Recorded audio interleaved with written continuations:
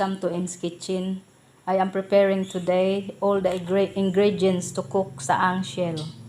So ito na po yung mga ingredients. May onion po ako, may spring onion at saka garlic at saka mayroon po akong bell pepper at saka kamatis.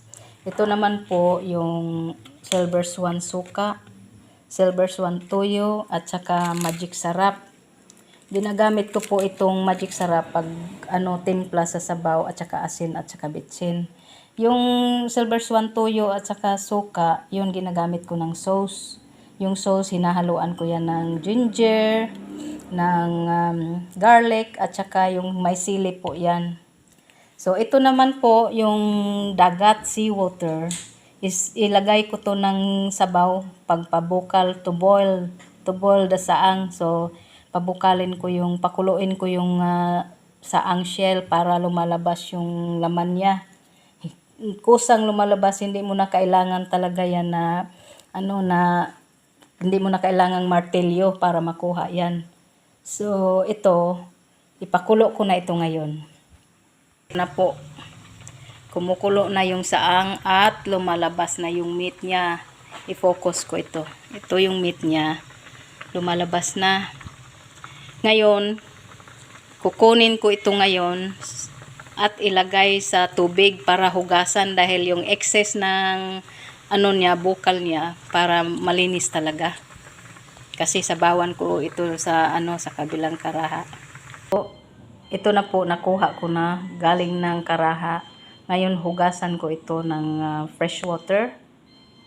Hugasan ko ito ng fresh water para malinis talaga siya. Yun na po, hinuhugasan ko na siya at malinis na. Yan, tingnan mo. Malinis na siya. Malinis na malinis.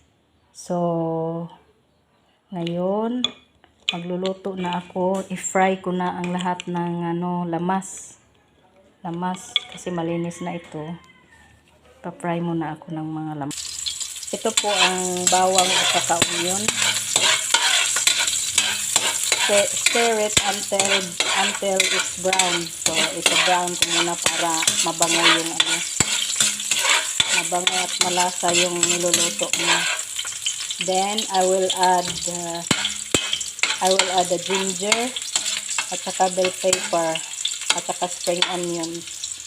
Ito na po, na-add ko na yung spring onion, kamatis, bell pepper. Ayan. Stir it very well.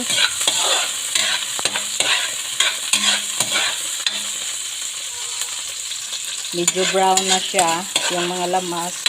Ihalo mo na yung mga saang, yung hinugasan ko na saang, kasama na yung mga lamas, saang at saka lamas. So ngayon, lagyan ko ng tubig ito para may sauce siya. Nakita nyo yung tubig, medyo kumulo na siya. Ito yung sabaw niya. So, ito ang lalagyan ko ng ingredients niya. Yung sabaw, lagyan ko ng bitsin, lagyan ko ng garlic, lagyan ko ng magic sarap, bitsin, at saka asin. Ito na po, lagyan ko na to ng asin. Asin ito. Ito na naman po ang bitsin.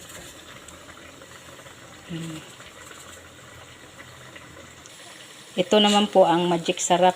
Konti lang magic sarap. Yan. Takpan muna natin at pakuluin ng 10 minutes.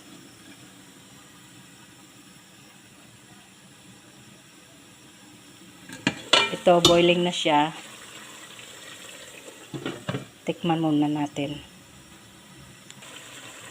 Ito, tikman ko muna ha.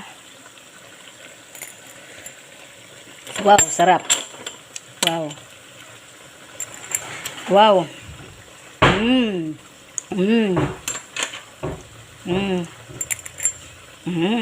O, ito, luto na. Ready to eat.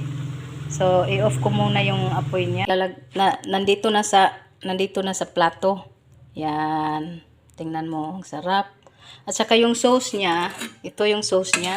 Yung sauce niya kanina. Ito, ilagay ko sa plato ngayon. Na. Sarap.